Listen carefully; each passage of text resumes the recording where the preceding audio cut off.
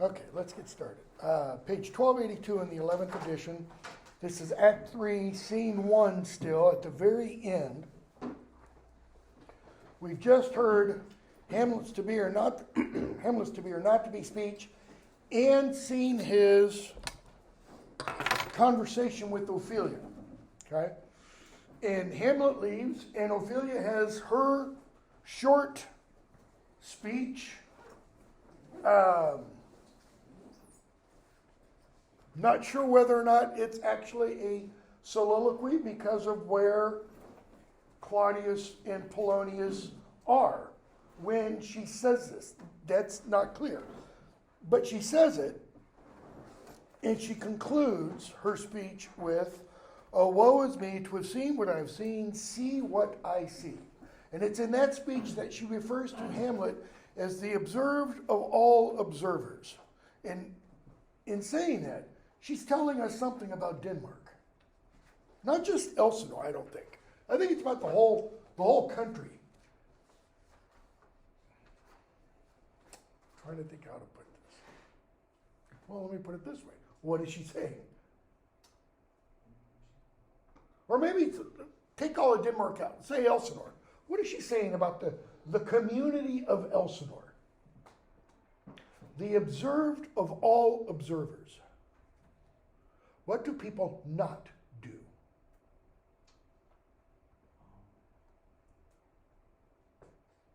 Mind their own effing business. They do what? They're constantly looking at others. They're constantly watching other people. And I don't think this is innocent watching. I mean, I think you can be an observer of human nature and it's totally innocent. This is the kind of looking over the fence, peering through windows kind of observing that's being described. The other kind, the innocent kind that I mentioned, I think, and there are a few other scholars actually talk about this and, in articles and such. That's what Shakespeare was. Shakespeare, based upon his plays and his poems, Shakespeare is one of the greatest observers of human nature. Why? You want to get an example of a living person? Read one of his plays, read the sonnets. You get all the full range, the full spectrum of human experience in those works. It's almost like, imagine this is a pub, a bar. People are at the bar, people are drinking, people are talking, etc. And there's a guy sitting in the back corner, kind of in the shadows, just watching it all. That's Shakespeare. He observes, he listens, he hears the kinds of conversations that go on. Okay? So, Polonius and Claudius come in. Love, his affections do not that way tend, nor what he spake, though it lacked form a little, was not like madness. Okay? I think I said it on Monday. If what Hamlet said in To Be or Not to Be was a soliloquy, Claudius couldn't say this. He couldn't hear it. Okay? There's something in his soul o'er which his melancholy sits on brood, and I do doubt the hatch and the disclose will be some danger. That is, there's something wrong in Hamlet's inner being that his soul does what? His melancholy, his depression is what that word melancholy means. And it does what? It sits on that thing in his soul like a mother hen on an egg, trying to get it to hatch. What's that dark thing in his soul going to hatch? What's going to come out? And the I do doubt the hatch and the disclose, that is something dangerous. So, to prevent that, the something dangerous from happening. It's really hard to talk about this with what happened in Nashville 2 days ago. To prevent that, he says, I'm sending Hamlet to England. Is it going to stop Hamlet's inner turmoil from exploding? By the way, is he right? Is there something in Hamlet that's dark and deep? Yes, there is. We've heard Hamlet himself say it. Down, down, he says to his heart. His heart is breaking, but he can't say anything. Okay? So he says, I'm sending him to England. Polonius, good idea. But I still think it has to do with love. I still think it's because of my daughter. And so he addresses Ophelia. How now, Ophelia? You need not tell us what Lord Hamlet said. We heard it all.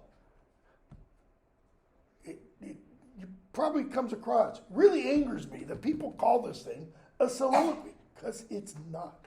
There's nothing about it that is. My lord, do as you please. Hello, he's talking to the king. Of course the king is going to do as he pleases. It's not up for an advisor to say, well, yeah, you should just, whatever you want. It's, because the king can kind of look down and go, like, I need your approval? He says, but let me, after the play we're going to go see, let his queen, let his mother, entreat him to come to her room, that she wants to speak to him. And I'll be placed, so please you, in the ear of all their conference. That's a nice way of saying, and I'll eavesdrop on their conversation. Observed of all observers. Hamlet's going to have a heart-to-heart with his mother, and it's going to be recorded, essentially. Okay? If she finds him out, send him on to England. If he doesn't come, send him to England. What did Hamlet say to Ophelia when he asked about her father? It's on the top of page 1282. Let him stay in his own house, that he may play the fool nowhere but in his own house. Okay? King goes, sure, whatever. It shall be so, line 180. Madness in great ones must not unwatched go. What does he mean by great ones? Does he mean like Genghis Khan's, Caesar's, Charlemagne's, Hitler's, Stalin's? Might. He means people who have great, let me rephrase that. People who will, because of their stature in society, become great, become powerful. What is Hamlet for Denmark? Prince, future king. He's a great one. Okay? Does it preclude those leaders that I mentioned? No, it doesn't. They were not morally, okay? Don't mistake me. I've had students go, Dr. Sherman sounds like he's a Nazi sympathizer. No. Stalin, Hitler, Mao, Castro, they were all, in one sense, great. They could rouse their people. They could motivate their people. That's great. Madness in those kinds of people shouldn't go unwatched. Why? Because they can move their people to great harm, to great deeds. Great meaning powerful, having huge consequences, not morally great. Second World War could not have happened if Hitler could not have roused the German people. Pure and simple. All the stuff to the Soviet Union could not have happened if Stalin had not been so able to instill so much fear. If one person had picked him off, Okay?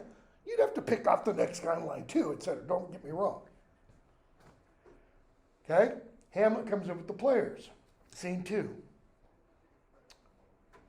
And I'm not going to spend a lot of time on this, but Hamlet tells the players, the actors, how to perform his lines. Why?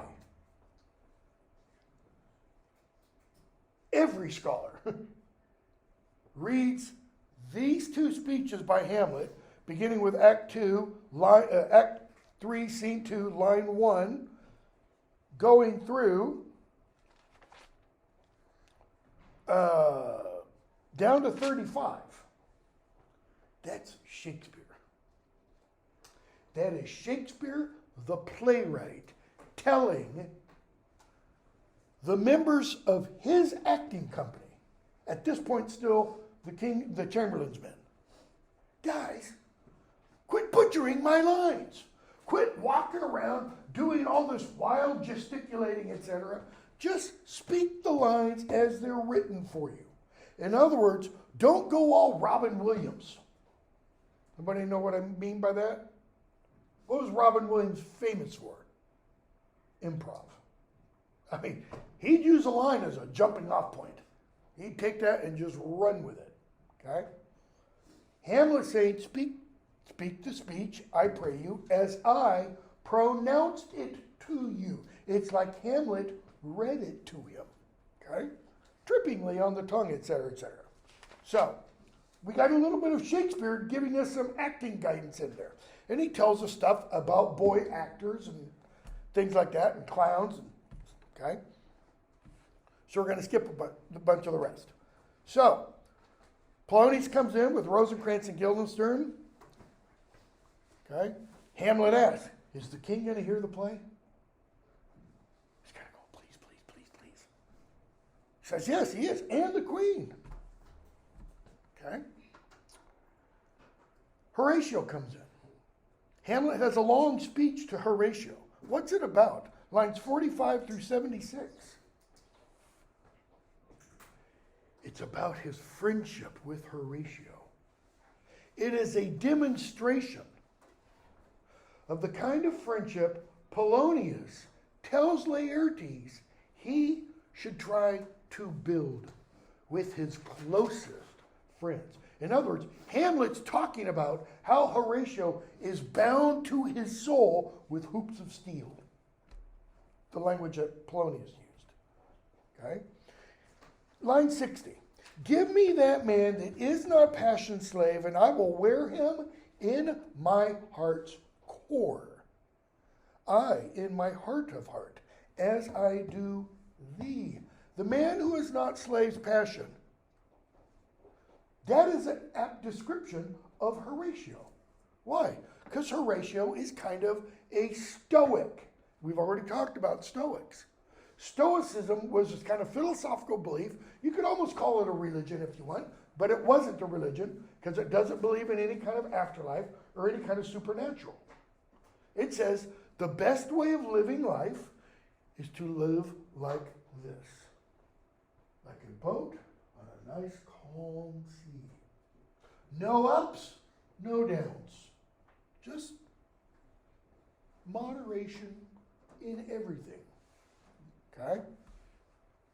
Passion slave is the person who runs off half-cocked the moment he gets angry, or she gets angry. Okay? It's the person who sees something and likes it, immediately says, oh, I'm in love, I want this, etc. It's the person who cannot control his or her emotions. And so he then tells Horatio about the play and what he's inserted into it. Okay?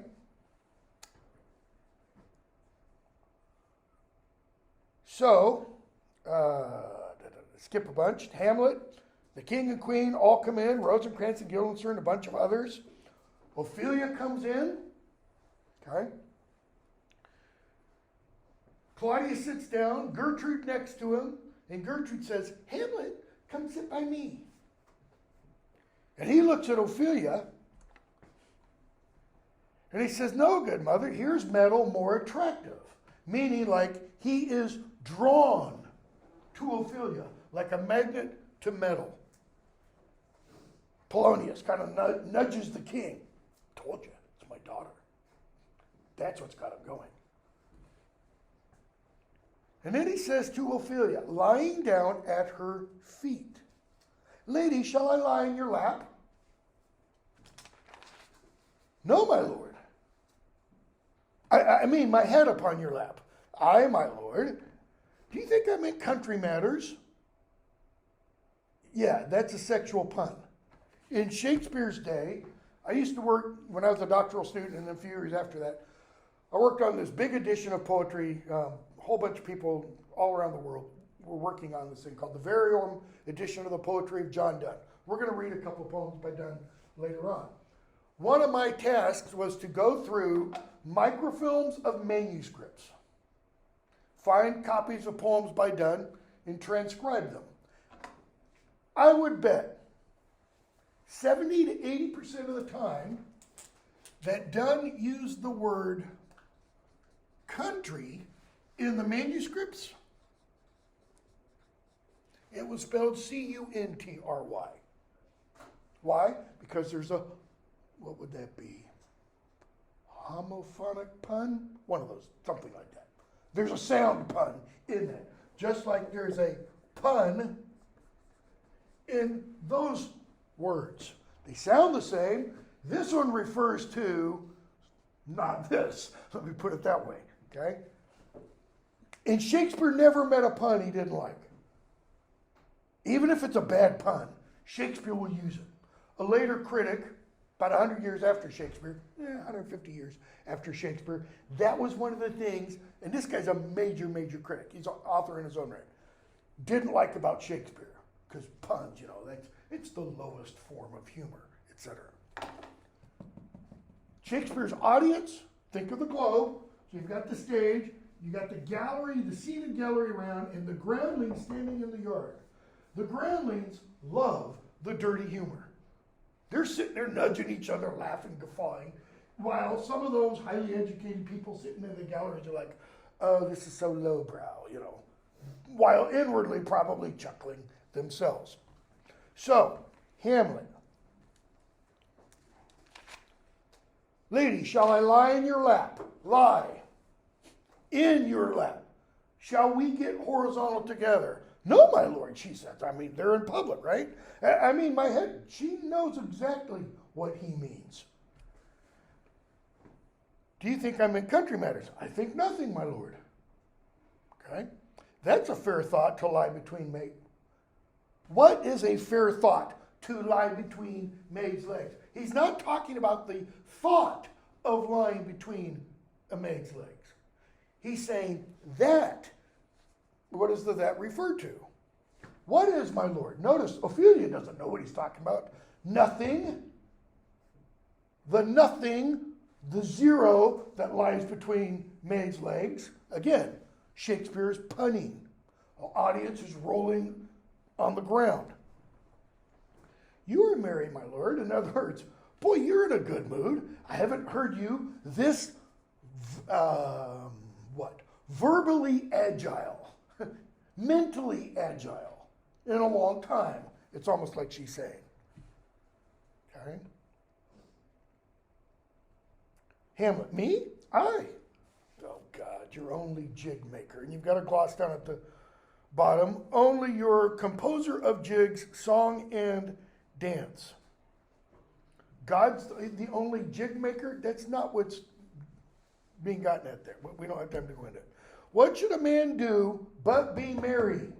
Anybody know how the rest of the possibly illusion quotation goes with that? Today let us be merry and eat and drink.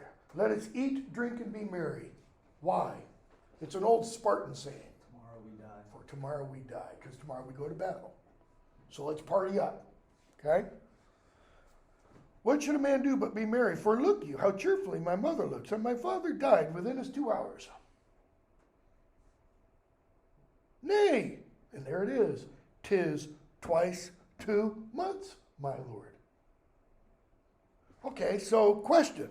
Here, Ophelia says 'tis twice 2 months. Have 2 months passed since the play began? Because at the beginning of the play, we're told it's 2 months, nay, not 2. That kind of implies that much time has passed. Or Shakespeare couldn't decide how much time had passed. Somewhere between a month and now 4 months. Okay? Hamlet, really? So long? Nay, then, let the devil wear black, for I'll have a suit of sables. Oh, heavens! Died 2 months ago and not forgotten yet? What's Hamlet demonstrating? What's he showing? What's he being? A sarcastic ass. Really? Is it that long? Then there's hope a great man's memory may outlive his life half a year. Half a year. 6 months. Shakespeare says in which play? Julius Caesar. When Caesar is buried, he has, it's either Brutus or Mark Antony, says, the good men do is oft interred with their bones. The evil lives after. What does he mean by that? If somebody's been pretty good and then they do something stupid and die, what is that person remembered for? The stupid thing.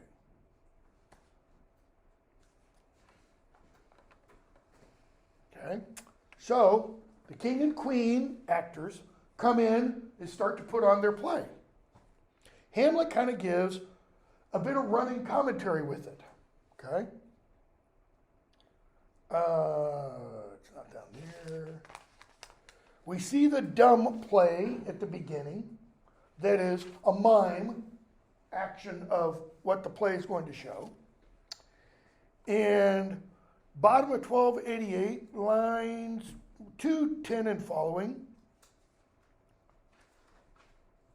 Hamlet and the king talk back and forth, and the king asks Hamlet, what do you call the play? The Mousetrap. Mary, how? That is, how do you think it's called the Mousetrap? What do you think the Mousetrap means there, Uncle Stepdad Claudius? This play is the image of a murder done in Vienna. Gonzago is the duke's name. That is, this happened. His wife, Baptista, you shall see anon, 'tis a knavish piece of work. That is, it's not a good play. But what of that? Your majesty and we that have free souls, it touches us not. Free souls. Free from what? Free from this action. Oh, I know you haven't done this, and I haven't done this either, he's saying. Okay? What's it also called? We're going to get there's another place in here where the play is called The Murder of Gonzago. So the play within the play has two titles, The Mousetrap and The Murder of Gonzago. Okay?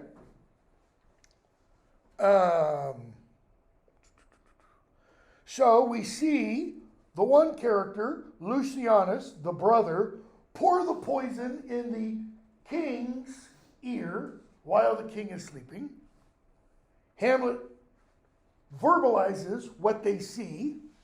Poisons him in the garden for his estate. His name's Gonzago. The story is excellent, written in very choice Italian. You shall see anon how the murderer gets the love of Gonzago's wife. Okay. Who's Hamlet talking to? There's the king, there's Ophelia, there's Polonius, there's Gertrude. Ophelia, notice, a stage direction. The king rises. Hamlet, what? Frightened with false fire? 239. I'm just curious what it actually says. Fireworks or a blank discharge. There aren't any fireworks. There aren't anybody shooting off blanks. Not literal. This is a metaphorical blank. Why? Is the guy really dead? Nope. It's a play. It's an action. Hamlet, in those words to the actors, told us what is the purpose of a play. I didn't talk about it. Anybody remember, just off chance, what it says? It is to hold, if I can do it without this coming on. Nope. It's to hold, if the screen goes dark, a mirror up to nature. It says, look at yourself. Look at yourself. By the way, Aristotle said the same thing. The very word drama means to mimic.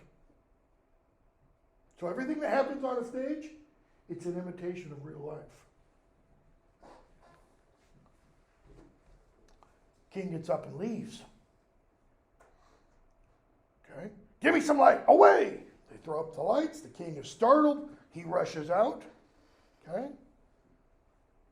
And Hamlet's like, got him. The play's the thing wherein I'll catch the conscience of a king. Got him. Okay?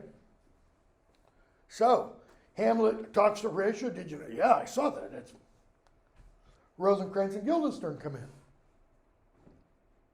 Okay, they want to talk to Hamlet. And they go back and forth. Guildenstern says, the queen, your mother, has sent me to you.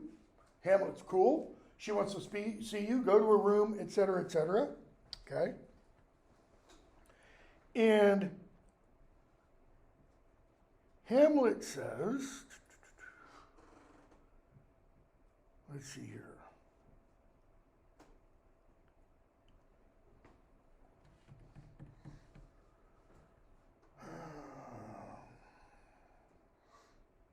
Players come in, page 1291. And the players have recorders. Like you probably had to learn how to play, in grade school or something. Hamlet grabs one of the recorders. Okay, they're still talking to him about his mother. And Hamlet's suddenly diverted his attention. Hamlet says, 3:14. Will you play upon this pipe? He says that to Guildenstern. Hands it to him, or tries to hand it to him. My lord, I cannot. I pray you. Believe me, I cannot. I beseech you. I know no touch of it. What's he saying? I don't know how to make it work. Okay, I understand you blow here and you put your fingers here, but I don't know how to make music. Okay? 'Tis as easy as lying. What's Hamlet's point? You're an ace at lying. It's as easy as that. Govern these vintages, these holds with your fingers and thumb, give it breath with your mouth, and it will discourse most excellent music. Come on, here's the stops. But these cannot I command to any utterance of harmony. I have not the skill.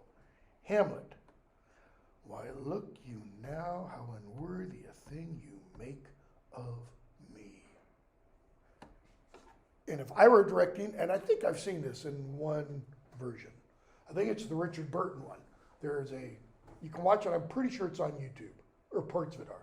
Richard Burton did a Broadway run of Hamlet, where he played Hamlet. He was a little old, but he played Hamlet.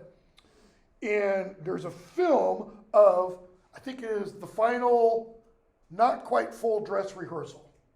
It was never filmed when it was done on Broadway. It's one of the greatest Hamlets in terms of the character Hamlet portrayal there is. And my feeble brain is telling me that he does what I would do if I were directing it.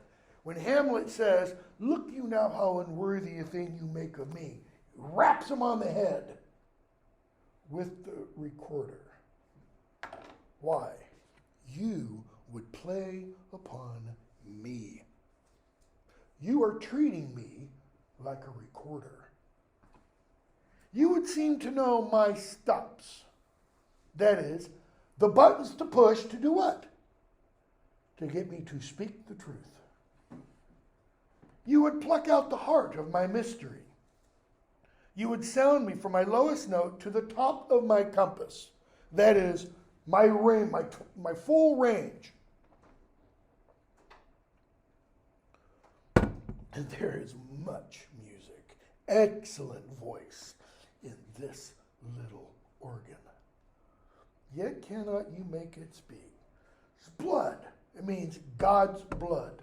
By God's blood. It's an oath. It's also cursing in Elizabethan English. Okay? Do you think I am easier to be played on than a pipe? Call me what instrument you will, though you can fret me, fingers on the pipe, or like the fretboard on a guitar, you think you can control me? You cannot play upon me. Polonius comes in. The queen would like to speak with you. Okay? Hamlet says, okay. After he goes back and forth, acts crazy. Everybody leaves but Hamlet. Soliloquy. 'Tis now the very witching time of night. Your gloss says time when spells are cast. It's more than that. It's getting close to midnight. And what do we know about midnight within the play? It's between midnight and 1 o'clock that the ghost appears. Okay? When churchyards yawn and hell itself breathes out contagion to this world, now could I drink hot blood. Violating all the Old Testament laws, by the way. God said you can eat this, and this, but don't ever eat blood. Don't eat anything that's cooked in its own blood, etc. You stay away from blood. Why? That's the life essence. That belongs to God. Now I could drink hot blood and do such bitter business as the day would quake to look on. Nashville. That would make people wake up and go, oh my God, what in the world? But now to my mother. O heart, lose not thy nature. That is, don't become unkind, unnatural to his mother. Why does he say that? Let not ever the soul of Nero enter this firm bosom, because Nero killed his mother. Let me be cruel, not unnatural. I will speak daggers to her, but use none. In other words, Mom and I are going to have a heart-to-heart. I'm going to give her everything I can. I won't touch her. For what purpose? What does he want her to experience? The feelings of guilt? Yes, partially. If a play is meant to hold a mirror up to nature, for what purpose? What's the purpose of satire? Saturday Night Live, The Onion, the Babylon Bee. It's to reform behavior. It's to show a fool how foolish the fool is.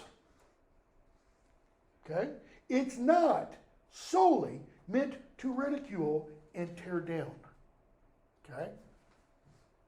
So, scene 3. King, I like him not. It's not safe with Hamlet. No. Get ready. I'm sending you guys with Hamlet to England. Who's he talking to? Rosencrantz and Guildenstern. Okay? He doesn't tell them, or does he, what's going to happen to Hamlet when he gets to England. We don't know. Hamlet's going to say something later on in the play, and he's going to say, it doesn't matter. It doesn't matter if they know that the king was sending me to England to be executed. Okay? So, king speaks with Polonius. Polonius says, Hamlet's going to his mother's room. I'll hide behind an arras, and I'll overhear the whole conversation. King says, cool. Polonius leaves. The king gets a soliloquy. We won't talk about all of it. What does he say? He pours out his soul. Bear in mind, a soliloquy, the person says exactly what he or she is thinking. What is Claudius thinking? I am guilty. My offense is rank to heaven. What does he do towards the end of his soliloquy before Hamlet comes in? He falls down on his knees. He clasps his, Protestant kind of prayer stance, holds his hands together, bows his head, and starts to pray. Hamlet comes in or walks by. Ideally, it should be Hamlet walks by and sees Claudius because he's walking by a doorway, and there's Claudius. Now might I do it pat, that is, easily, quickly. What's the it? I could kill him. Now he's praying, and now I'll do it. And Hamlet starts to pull his sword out, if I were directing it, starts to pull his sword out, starts to walk closer to Claudius, but he's speaking. I can kill him. And so he goes to heaven. And I'm revenged. Wait, that needs to be scanned. Scanned meaning like a line of poetry or verse needs to be scanned to figure out what its meter is. But Hamlet means, wait, stop. This is like one of those things, tell me what's wrong with this picture. He killed my father.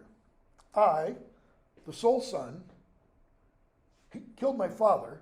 He went to purgatory. I'm going to kill him and he's going to heaven. That's not equal. I'd be doing him a favor, he says. This is higher in salary. And what he means is, this is a good thing for Claudius if I kill him now while he's praying. Because what would happen? If he's praying and his prayer is sincere, God will forgive him. That's not revenge. He says, no. I want him like he took my father, full of bread, with all his crimes broad blown as flesh as may. He says, no. When he's drunk asleep, or in his rage, or in the incestuous bed, yeah, that's when I'm going to kill him. I'm going to kill him when he's screwing my mother. Pretty powerful, right? Got to be careful that you don't kill your mom at the same time. Or a game or swearing or something. In other words, what's Hamlet saying? He wants to kill Claudius when he's doing what? Some kind of grievous sin. Because that's not purgatory. That's hell. He goes to the queen's bedroom. Or the queen's closet, as it is called. Polonius is already there. He says, Hamlet's on his way. I'm going to hide here. Hamlet shows up. What does the queen not do?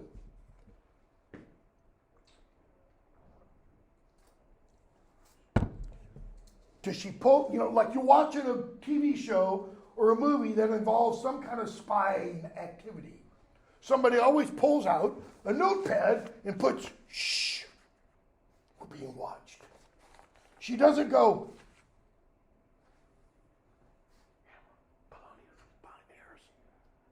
why not? She doesn't trust her son. Okay? Now, mother, what's the matter? Hamlet, thou hast thy father much offended. Okay? I'm not going to spend a lot of time talking about this, but notice these pronouns.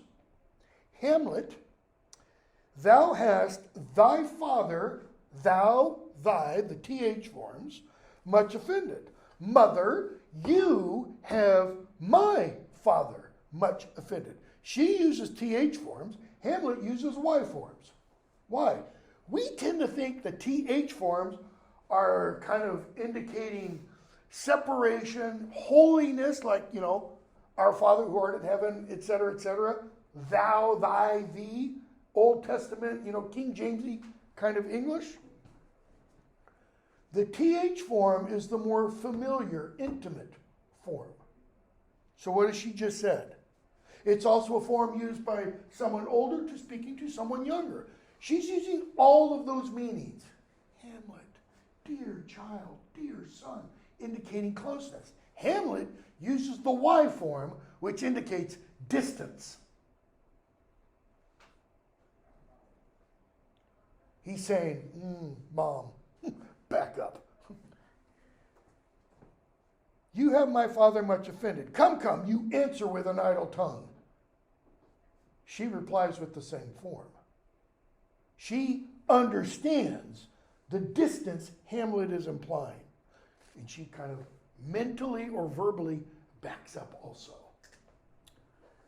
Come, you answer with an idle tongue. Go, you answer with a wicked. How now, Hamlet? Now, what's the matter now? Have you forgot me? No, by the rood. That is, by the cross. Not so. You're the queen. Your husband's brother's wife. And there it is. He lays it out. It's almost like she hadn't thought of her relationship in that manner. And would it were not so, you are my mother. Nay then, I'll set those to you that can speak, she says. Hamlet, no, you come, sit down. No, you're not getting up. Because she kind of implies that she's going to start moving to the door and she's going to go get someone that Hamlet can speak to. Like guards, guys in the white coats, What, wilt thou murder me? She's thinking Hamlet's lost it. And we hear from behind the arras, what ho, help. Hamlet pulls his sword, that's what the drawing means, pulls his sword, how now a rat, and he thrusts his sword through the curtain. Dead for a ducat, that is like a buck. Dead. And he notices when he makes the pass through the arras, he hits something solid. It's not just through cloth. Polonius, I am slain. Queen, what hast thou done? Look at Hamlet's question. Nay, I know not. Is it the king? Please, God. I hope he beat me here. Oh, what a rash and bloody deed is this. A bloody deed? Almost as bad, good mother, as kill a king and marry with his brother. Now, what did Hamlet just suggest? Notice the language. Almost as bloody as kill a king, or almost as bad, as kill a king and marry his brother. Who is Hamlet suggesting did the killing? Gertrude. He knows Gertrude didn't do it. Would a cop think the same? What would she be charged with, possibly? Accessory to the crime. Okay? What? Kill a king? Yeah, that's what I said. He lifts up the arras, and there's Polonius. Thou wretched, rash, intruding fool. Did he follow his own advice that he gave to Laertes? Nope. I took thee for thy better. Take thy fortune. It was fortune that made this happen, Hamlet says. Luck, chance.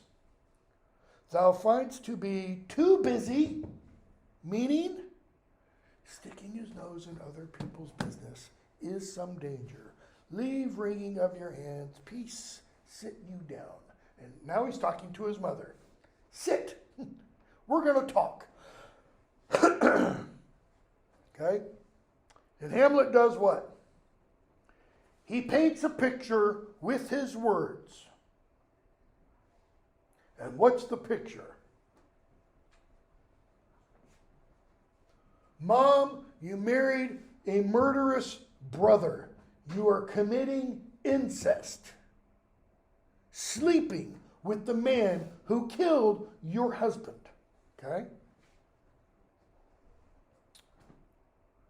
Oh, Hamlet, line 89, speak no more. Thou turnst mine eyes into my very soul. In other words, she's looked inwardly. Okay? This, by the way, is what one must do for the practice of confession. You have to look at yourself. And there I see such black and grained spots as will not leave their taint. Taint. It's like the word taint. How spotted is her soul? It's pretty spotted. Hamlet, nay, but to live in the rank sweat of an enseamed bed. And a lot of critics have talked about that word enseamed, how close it is to enseamed. Like there's just semen all over the bed. Pretty disgusting image. Stewed in corruption. The stews, S-T-E-W-S, in Shakespeare's day, that was the red light district. That's where the hookers, congregated and picked up their johns. Honeying and making love over the nasty sty. You guys are like pigs, wallowing. Hamlet, stop. These words, like daggers, enter into mine ears. Like her husband's poison entered into his brother's ears. A murderer and a villain, a slave. And why doesn't Hamlet stop? The passion has got hold of him. His heart that was breaking, that he couldn't give, he's now giving voice to all that. No more, she begs. The ghost comes in. And then Hamlet sees him. What would your gracious figure? And the queen's like, he's mad. Because Hamlet has just addressed the ear. Do you not come, your tardy son to chide? That is, you're here to berate me because I haven't killed Claudius yet. Okay. The ghost speaks to Hamlet, but Gertrude doesn't hear it. Leave your mother alone. She's on the brink, he says. Okay. Hamlet turns to Gertrude. How is it with you, lady? How are you doing, Hamlet? Like, what's going on? That you do bend your eye on vacancy, and with the incorporeal air do hold discourse. Forth at your eyes, your spirits wildly peep, etc. Hamlet, I'm looking at him. I'm talking to him. What, you don't see him? Don't see anything. She says, Hamlet, this is the very coinage of your brain. Lovers, poets, and madmen, right? They see things that nobody else does. She says, Hamlet, your brain has created this thing that you think you see. This bodiless creation ecstasy is very ecstasy. Hamlet, come here. Feel my pulse. Feel my pulse. My pulse isn't racing. Good, steady heartbeat. Okay? It is not madness that I have uttered. He says, bring me to the test. And I, the matter, will reword. In other words, if I were mad, if I were crazy, there would be no method in anything I say. Okay? So he tells her, confess, line 150, yourself to heaven. Repent what's past. Repent means what? Literally. Turn away from. Go in the opposite direction. So what's past? Everything up until this moment. That includes sleeping with her husband. Avoid what is to come. That means sleeping with her husband. And do not spread the compost on the weeds to make them rancor. Okay? Hamlet, thou hast cleft my heart in twain.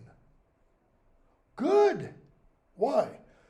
According to Psalm 50, that's what is needed. A broken and contrite heart, O God, thou wilt not despise. She needs. Boy. She needs to have her heart broken. Why? So that it can be made anew, as David prays in that psalm. Hamlet, throw away the worser part. Keep the part that's good. And do what? Live the purer with the other half. But good night, mother, but go not to my uncle's bed. And then he gives her advice. Okay? What's the advice? Assume a virtue if you have it not. Now, assume, in Shakespeare's day, could mean put it on, like clothing. Dress yourself in virtue even if you are not internally virtuous. What in the world does he mean? The rest of his speech describes it. How do you kick a habit that you don't like? How do you stop smoking? Anybody. It's not a hard question. First cigarette. How do you stop drinking? The first drink that you don't take. How do you lose weight? The first something you want that you don't eat. Let's do it a positive. How do you start an exercise program? By starting. It's the first step. Okay? Studies have shown in order to create a habit, what do you have to do? You do that thing daily for 2 weeks. Like if you're going to start running, you start off by walking. You walk every day. It might be from here to that door if you're extremely obese, and that's all some people can do. But you do it every day. And as you do it every day, you find you can walk farther and farther and farther, and then you can start running, etc., etc. You don't, I used to marathon. You don't start running a marathon. There have been a couple people who have done this, okay, by waking up and saying, I'm going to go out and run 26.2 miles today. There have been a couple people, they're very, very famous, who have done that. A guy one morning woke up and he lived in north of San Francisco, and he went up and he ran like 30 miles. But he was naturally fit. Okay? Most people, you start, you run a quarter mile, and you build up. What's Hamlet's point? You're not virtuous, Mom. I know you're not. You're the opposite. But pretend to be virtuous, and what eventually will happen? You will become virtuous. What's the example he's using? It's not example. What is she doing that he wants her to stop doing? Sleeping with his uncle. So, don't go to my uncle's bed tonight. And it'll make it that much easier to not go tomorrow night. And if you don't go tomorrow night, then you can skip the night after that. And eventually, she'll stop sleeping with him altogether. And what happens as a result of that? She becomes virtuous. That's it. Okay? It's a decision that it makes, that one has to make. Okay? For use, line 169, let me back up, 166. Refrain tonight, and that shall lend a kind of easiness to the next abstinence. The next more easy. For use almost can change the stamp of nature. Almost. What's the stamp of nature? It's that old stock that he was talking about with Ophelia. Original sin, fallen nature. Use, meaning virtuous behavior, it can almost do it. But it's not enough in Christian theology to either the Protestant church or the Catholic church. something else has to happen. Jesus. Okay? But he doesn't address that. So he says, and either the devil or throw him out with wondrous potency. And we don't know what Hamlet meant by the ... Okay?